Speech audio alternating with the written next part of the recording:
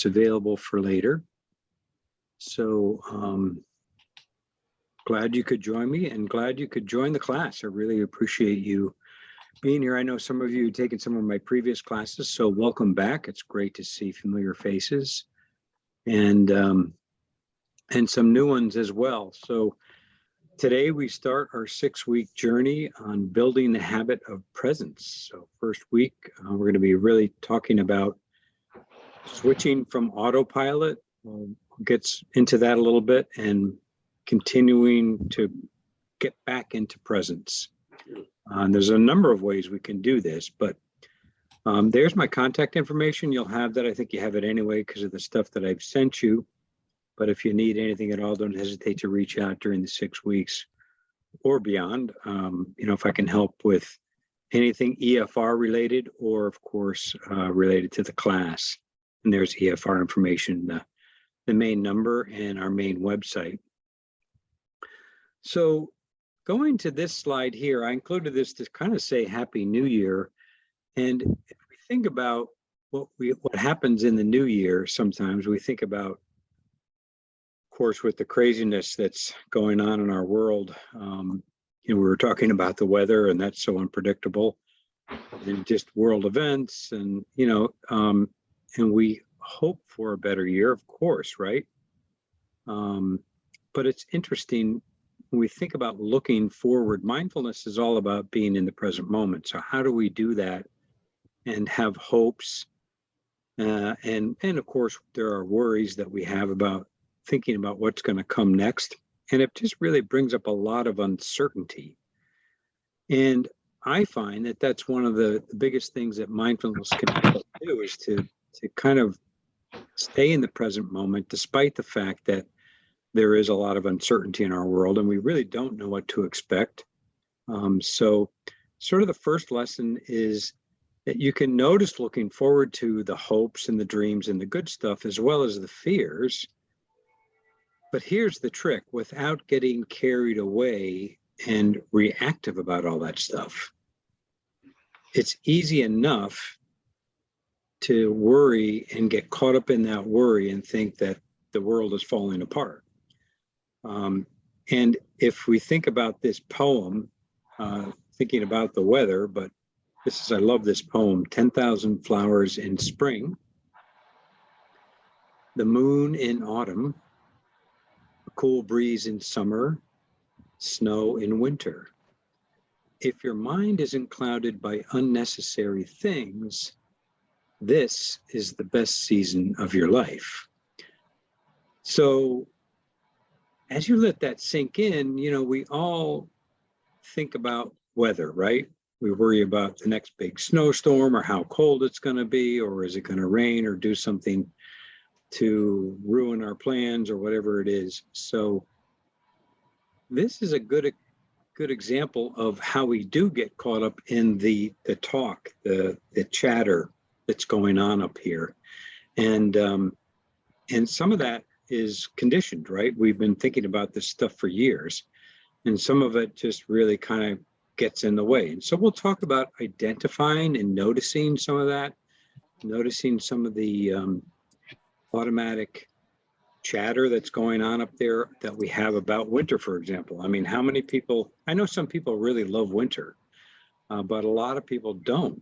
And, the cold and the snow, if we ever have any big snow, can really make a difference. See, I'm going to mute everybody and minimize that background noise. And if you have to talk later, you can unmute yourself. But also, I'll say up front, use the chat feature if you have questions. I'll keep my eye on that. So that's the other lesson about this, is just what's the self-talk that we have about things like the weather, and how do we get carried away with that, and how can we kind of get in control of that? And this class, I think you'll see, really does all that. So let me talk a little bit about some things that I asked you to do, some housekeeping things. So there is the app, MLife. I put that in the email, so you don't have to use it, but I'm encouraging you to use it. It's got a lot of great features. It has live meditation sessions every day that you can tune into. It has a lot of on-demand kinds of things. It has, there's actually a mindfulness challenge, although I think that might be over. It's got a lot of different classes focused on different topics related to stress and burnout and sleep and worry and anxiety and all sorts of different things that you can sort of focus on.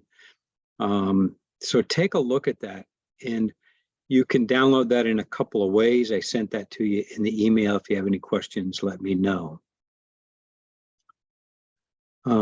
So question, do we need to register on work computer to use the app on our personal phones? No, that's the good thing about it. You can register on a regular computer.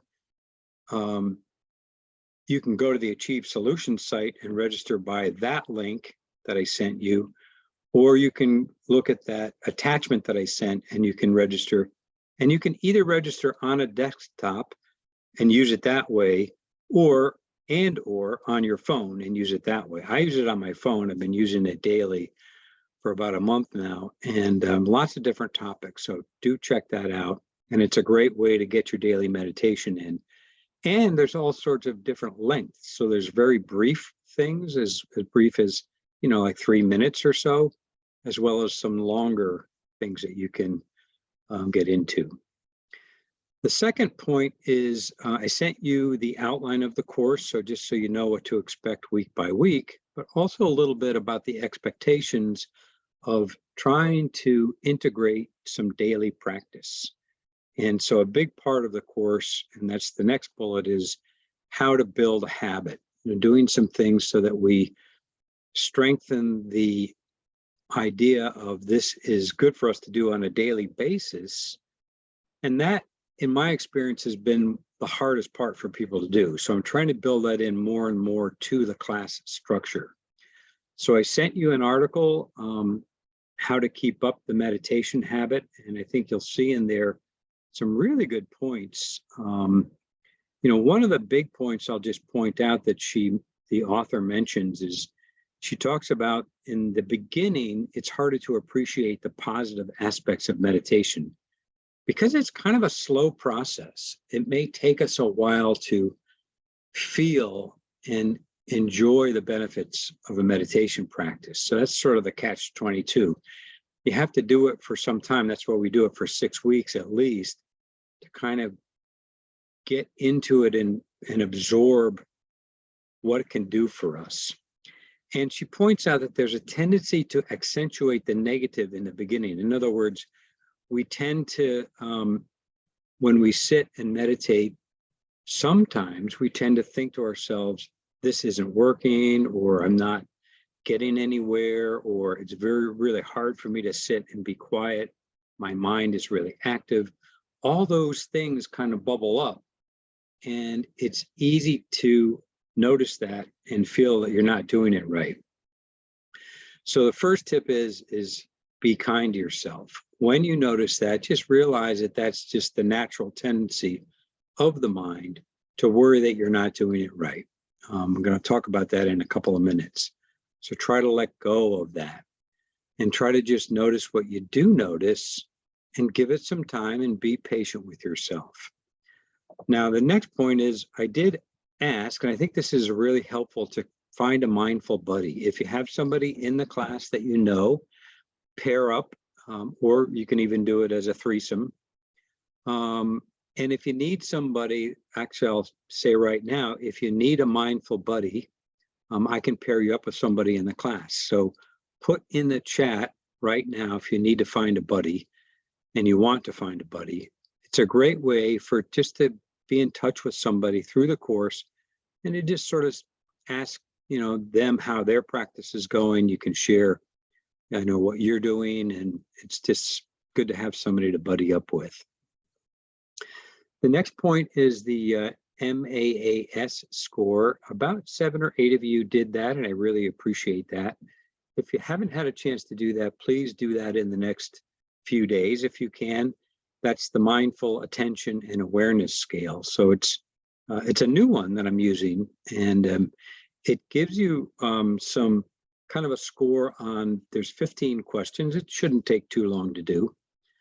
And what I think you could do is you could take a look at some of the areas where you're lower, in other words, not as mindful, and where your attention is not so strong. And that might be one or two things that you might want to try to strengthen as we go through the 6 weeks.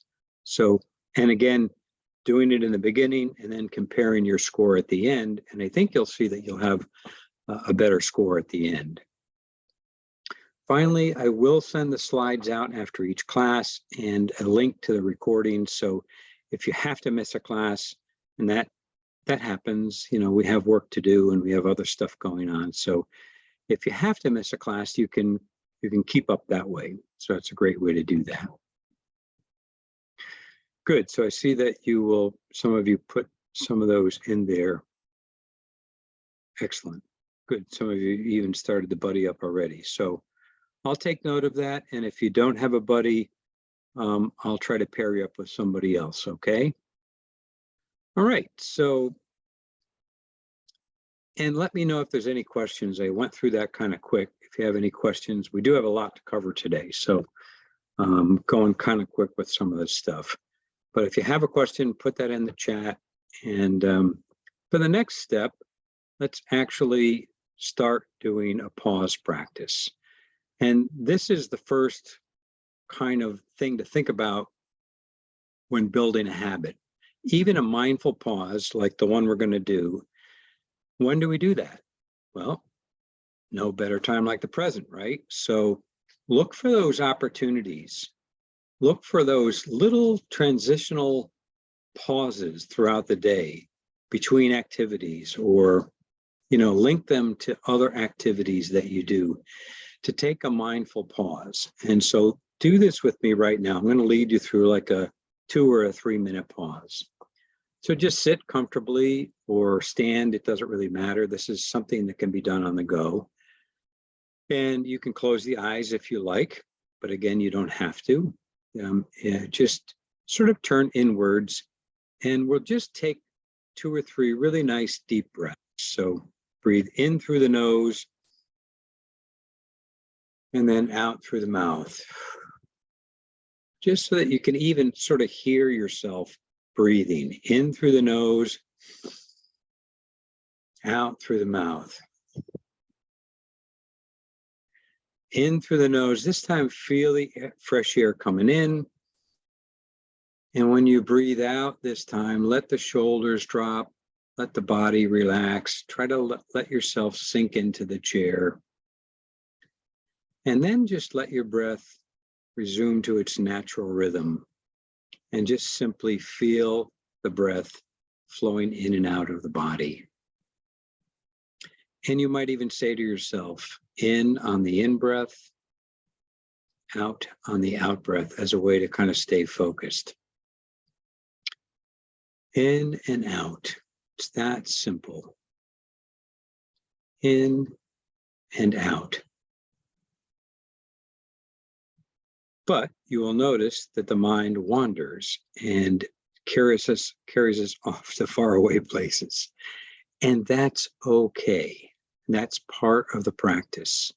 So whenever you notice that the mind is hijacked your attention, noticing that, that's actually the critical yet beautiful moment, noticing when you've been carried away and gently bringing your attention back to the breath. That is the basic practice. So if you want, you can open your eyes if you've had them closed. That's the beginning pause. That's the first kind of breathing practice that we'll use, and we'll do a longer practice before we close today. But that's it in its essence.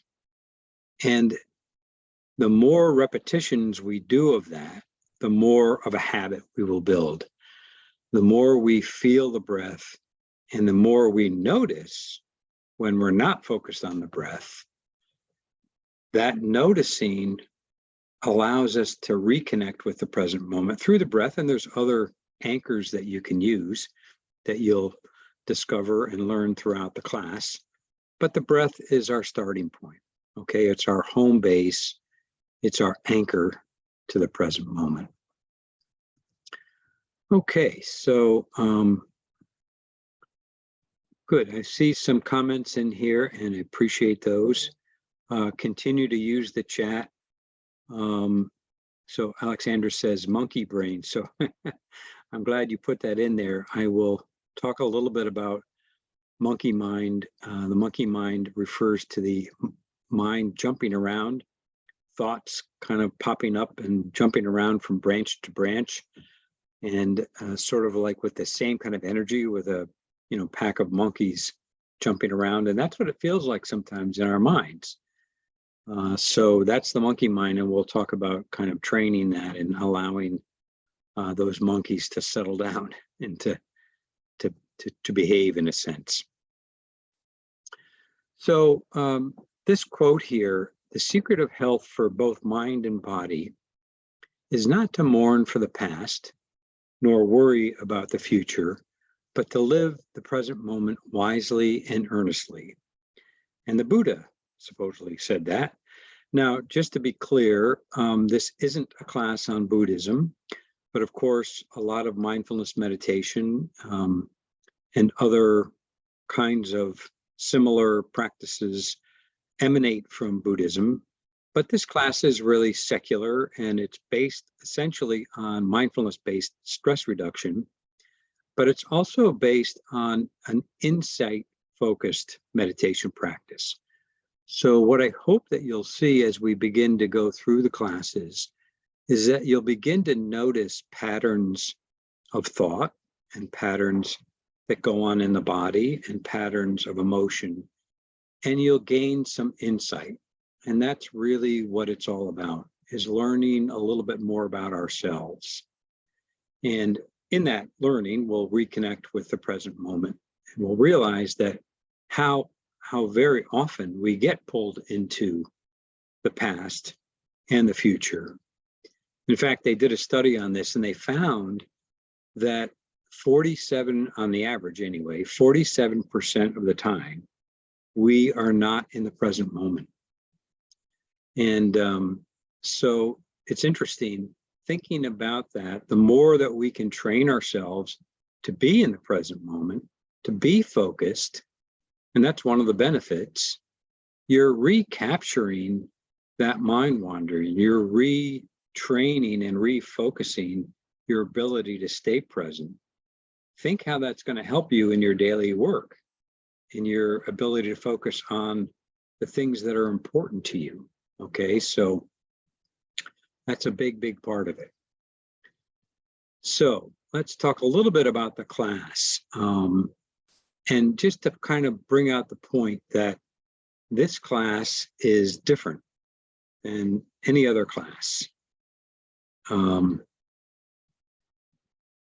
Just looking at one of the questions here, I'll get to that in just a moment, Doris.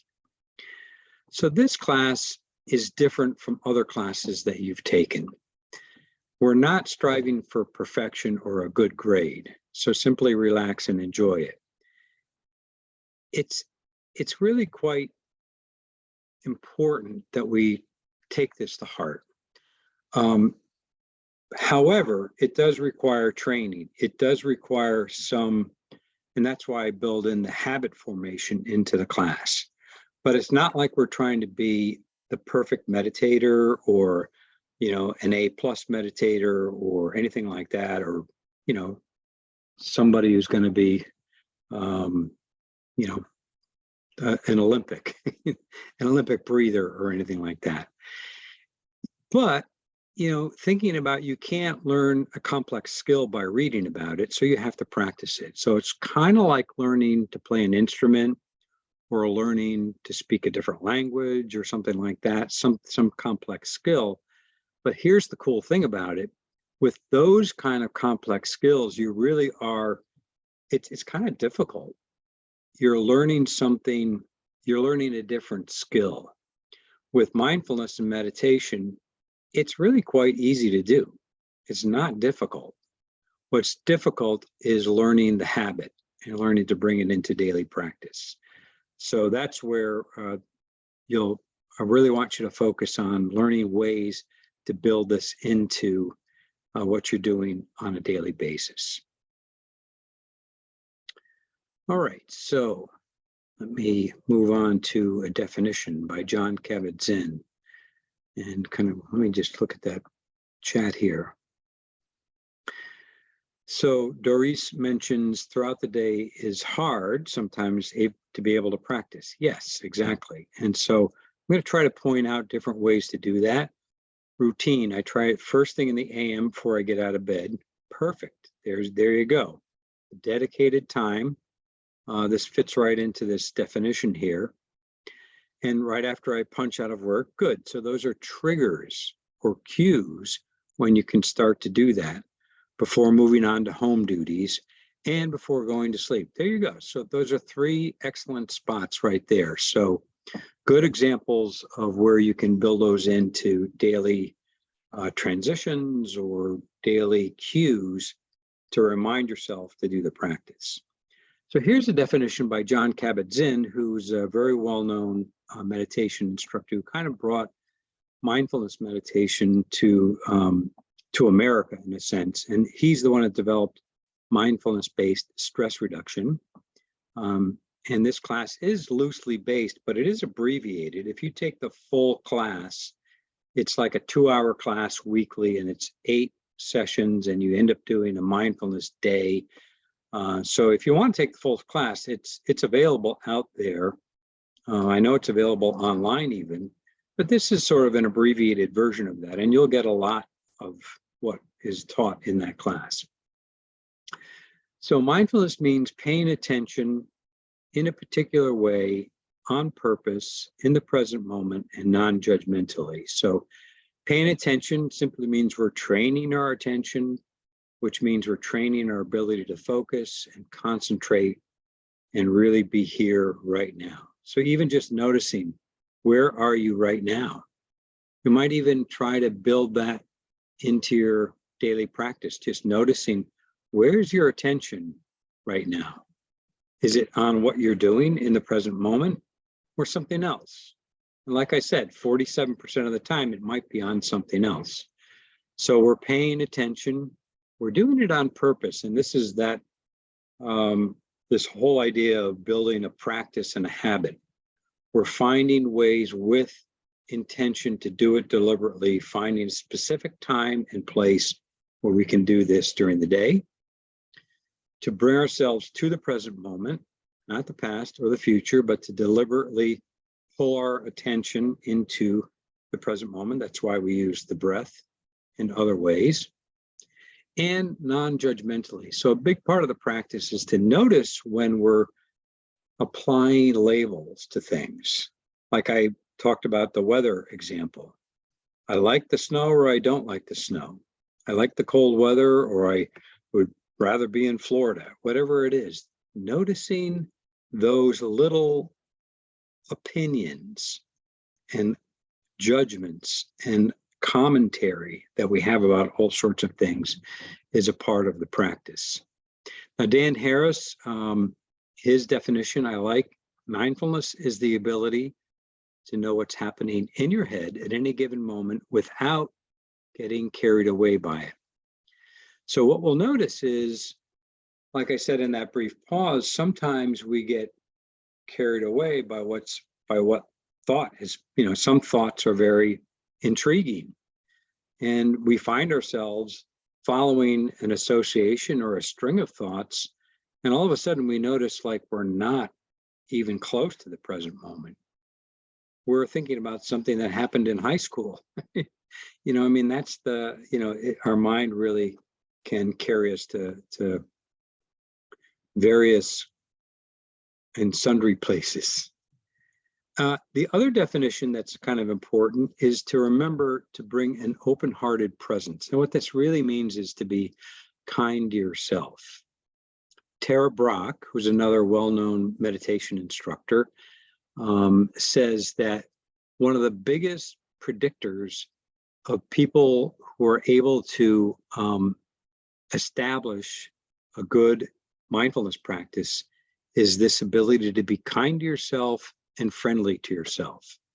So when you're going along and you notice that you're being critical perhaps, and you're saying to yourself, I can't do this, or those kinds of messages, try to notice that. Try to give yourself a little smile and be kind to yourself and be patient with yourself, and just cultivate that sense of, it's okay, I can do this, and realize that you're overcoming the habit of that self-criticism, which is something that we all have. So being kind to yourself is an important attitude to bring into the practice. Now, here are some other kinds of just terms, that we can gain out of this, benefits. So instead of being alert and stressed, we can be alert and focused and relaxed. It's fitness for the brain. And we're going to talk about being, in fact, that one of the articles pointed this out.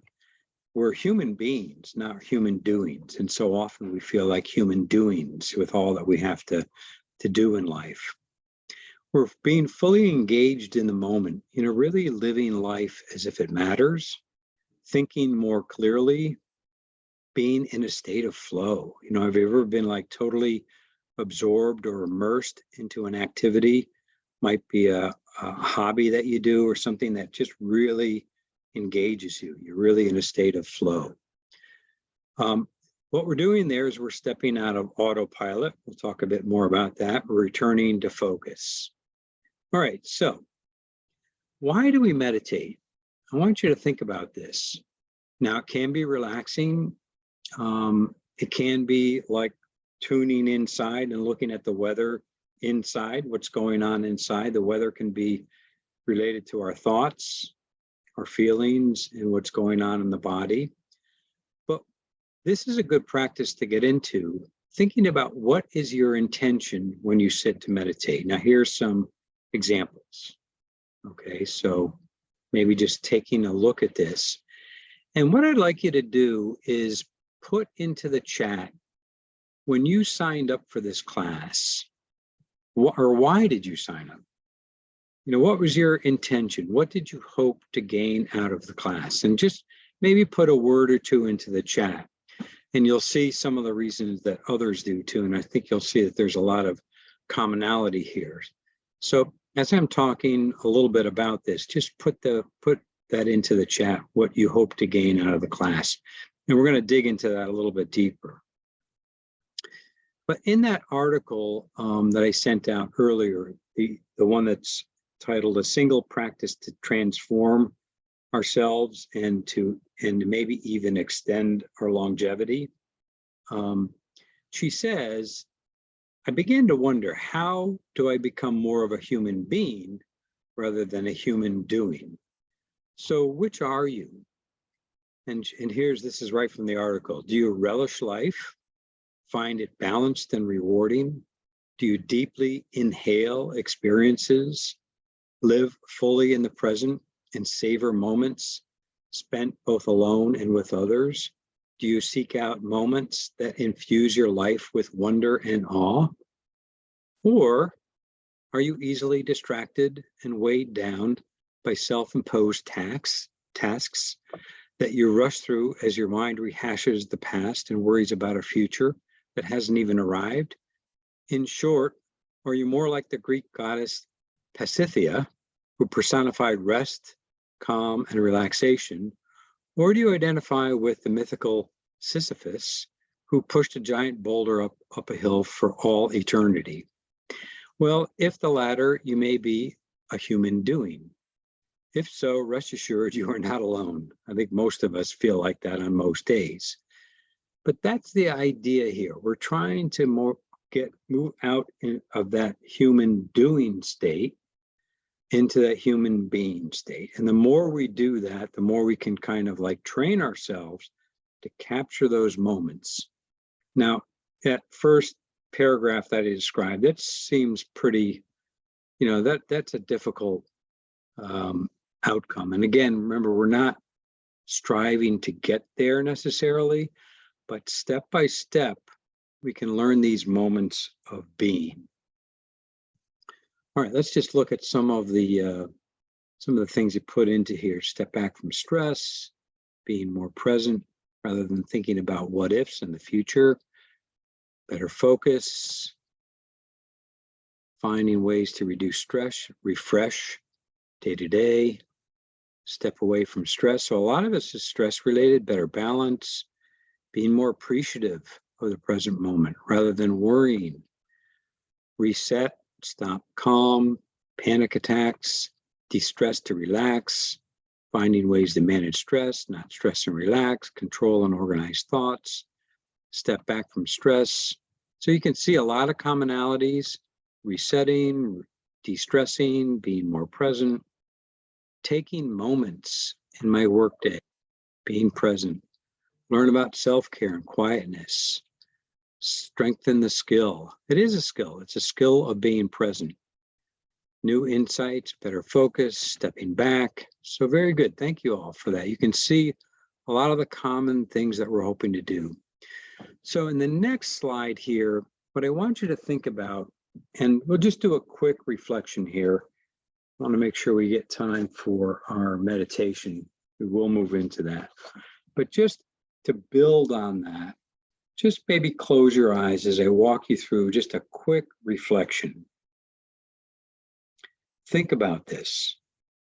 What matters to me at this point in life?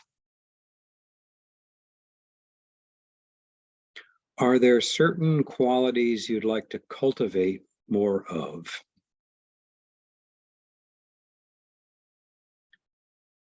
Are there relationships or personal aspirations that are meaningful to you? Just take a moment to reflect.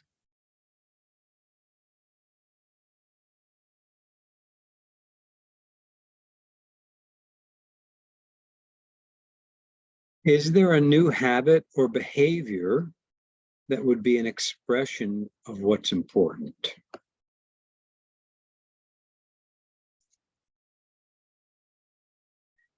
And if you were to reach some of this, what qualities might you be experiencing more of? Maybe concentration or energy, presence, contentment, things that you put into the chat there, joy. And then finally, see if you can identify a first step you can make in this direction.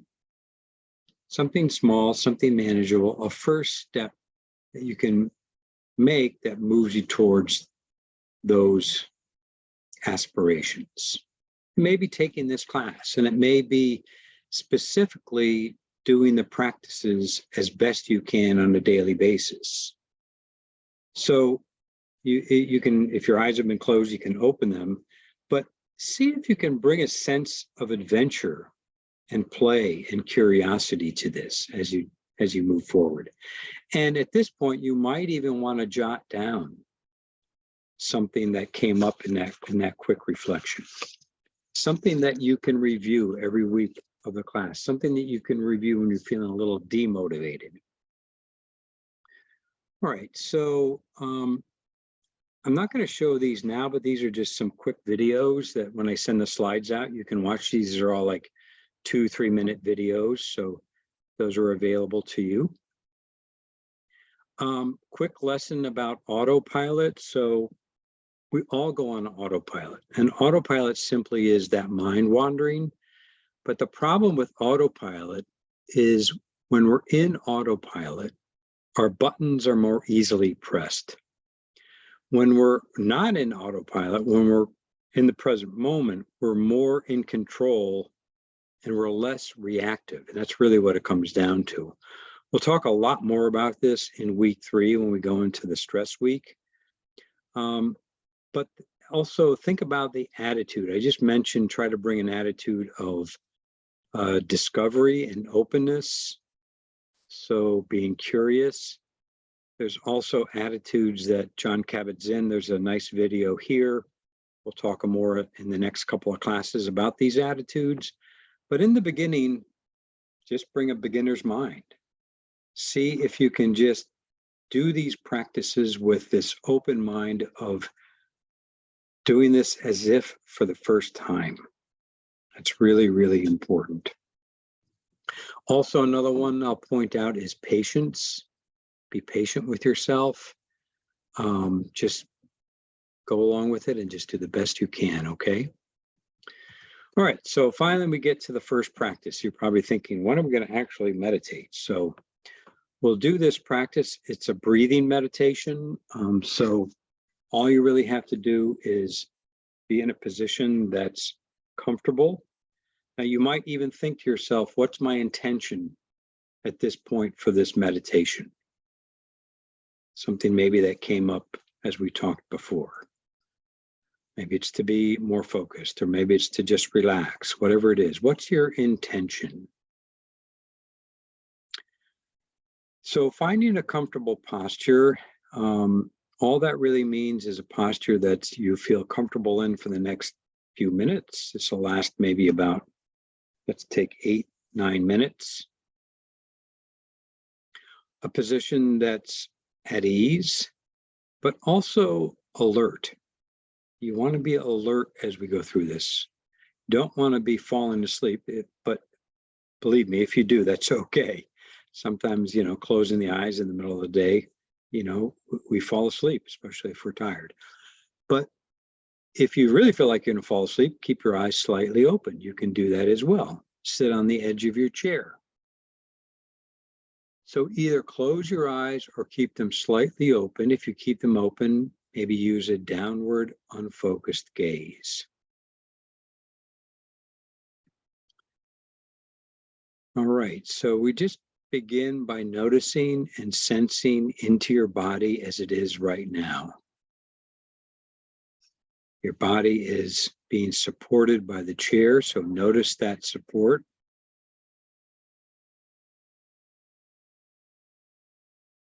You might also notice your feet connecting you to the ground.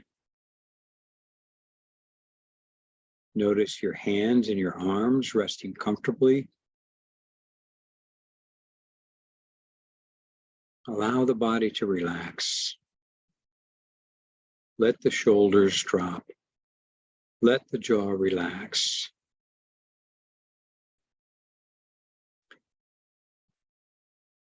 And you might notice your breath, the way your breath actually touches you.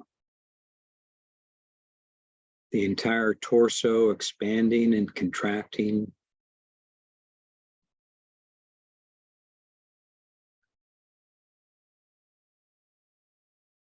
The breath moving in and out of the nostrils, going down the throat into the lungs. You might feel the breath down into the belly. Just feeling the breath in sort of a general way at first, just noticing the breath moving in and out of the body.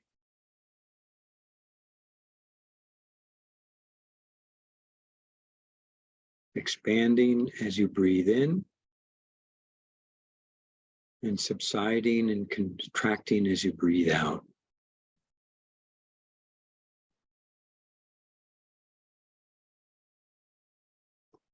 And when you're ready, we can begin to narrow in on the direct sensation of the breath. So wherever you feel the breath most directly, whether it's at the nose or the throat or the chest or the belly, just see where you can feel it most easily. And point your attention there, kind of like you're aiming a flashlight at that particular spot. And be curious about that and just feel the sensation of your breath right there as it moves in and out. Feel the way it touches you. The actual sensation of the breath. So this is your anchor, your thread back to the present moment. You cannot breathe in the past or the future. So the moment you recognize and attend to your breath, you are present. And know that you'll need to do this over and over and over again. A wandering mind is quite natural, and it's the way we've been trained. So in a sense, we're retraining the mind to reconnect with the present by bringing our attention back to that point, that flashlight beam on the breath. And have some kindness as you do this. If you notice a little bit of criticism to yourself, this is sort of like training a puppy. And when we're training a puppy, it's really best to use kindness, right? To use be gentle and kind. So do that with yourself as we learn to train our attention. Just continuing to breathe and to feel the breath in and out. Might help to say that to yourself, as I said before, breathing in or just in, out.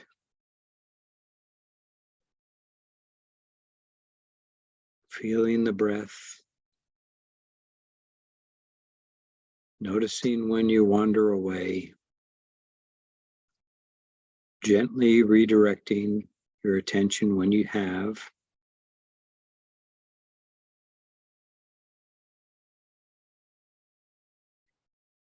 And as you settle here, notice what arises.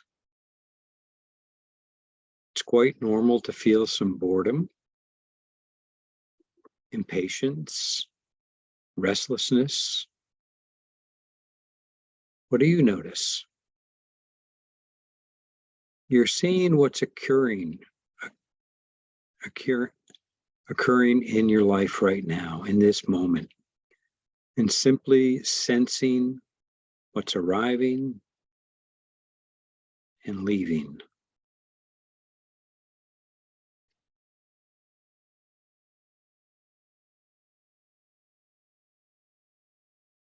Noticing where you are now, being aware of your breath, settling back into the surface of the chair and knowing it, resetting your alignment, relaxing if you need to.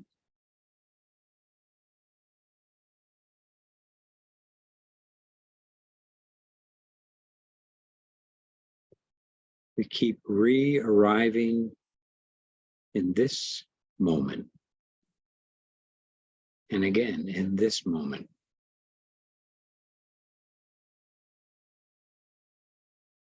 Enjoying your next few breaths close in.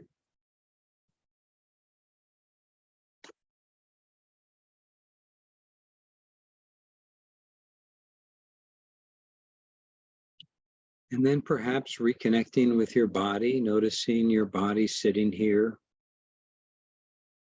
feeling your feet on the floor, your body being supported by the chair. And before we close, perhaps just noticing what this quality of attention feels like. What do you notice?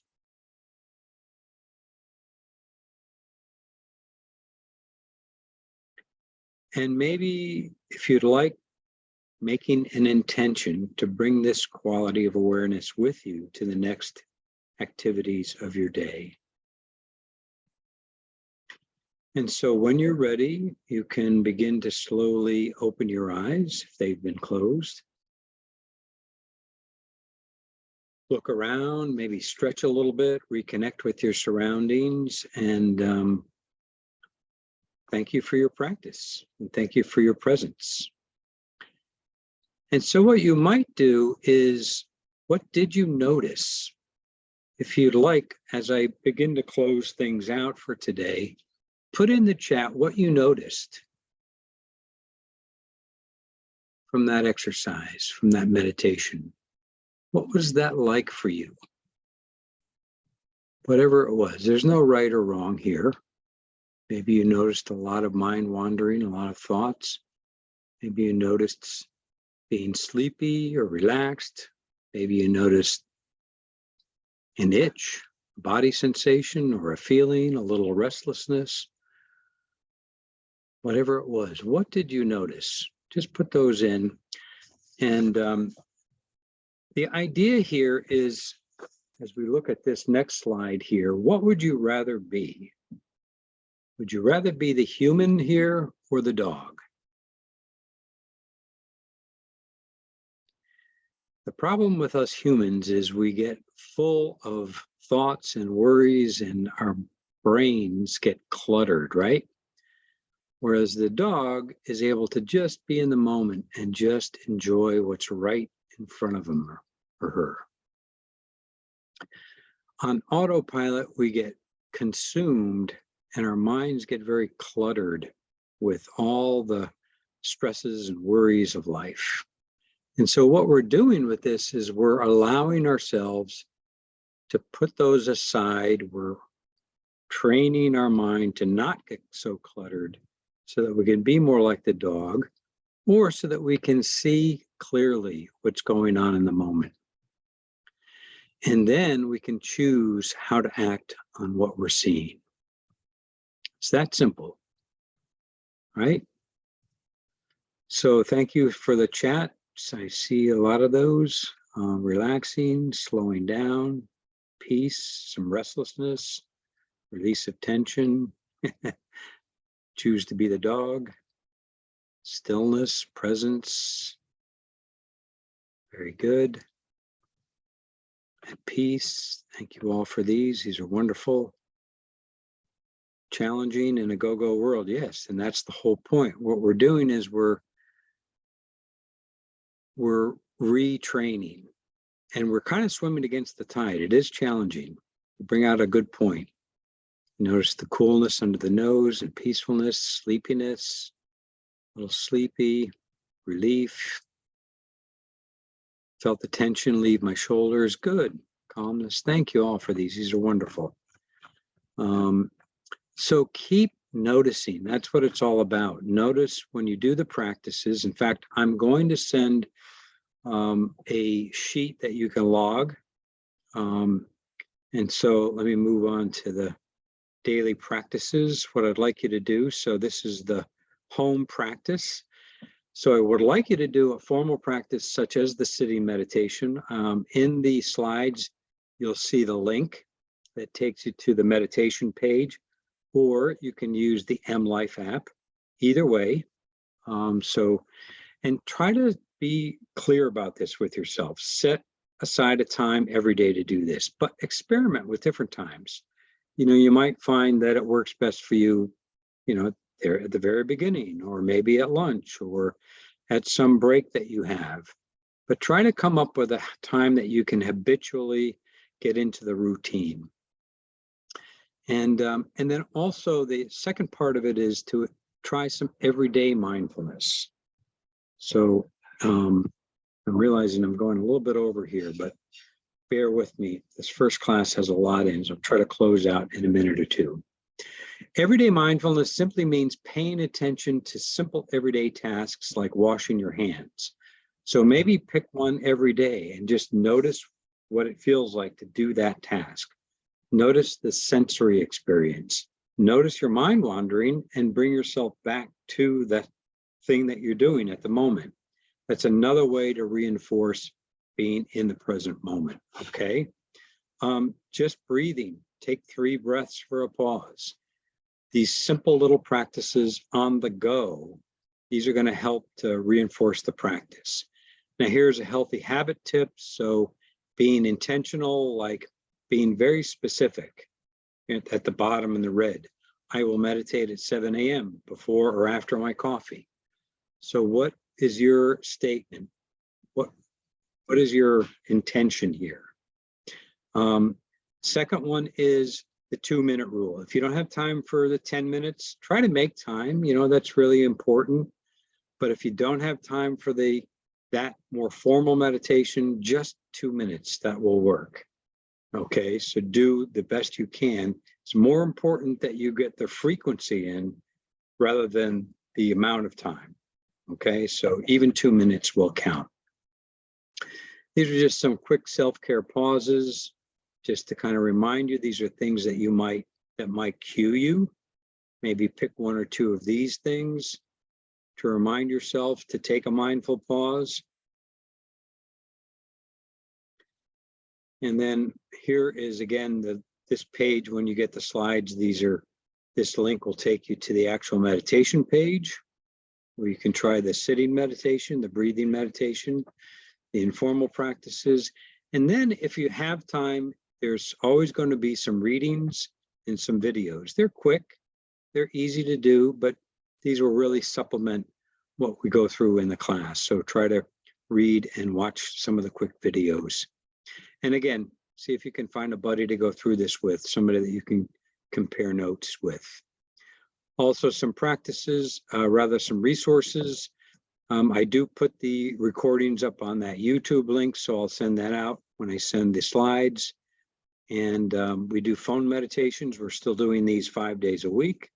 So feel free to join one of these. This is a great way to get your daily practice in. And remember to be kind to yourselves, to be friendly. As I said, that's one of the biggest predictors of success, if we can call it that, of building a practice. Be kind to yourself as you go through this. And then I'll leave you with this quote again. It's really about living life as if it really matters. Mindfulness is about being fully awake in our lives. It's about perceiving the exquisite vividness of each moment. And we also gain immediate access to our own powerful inner resources for insight, transformation, and healing. So thank you all very much. I'm going to stop the recording at this point. I really appreciate you coming.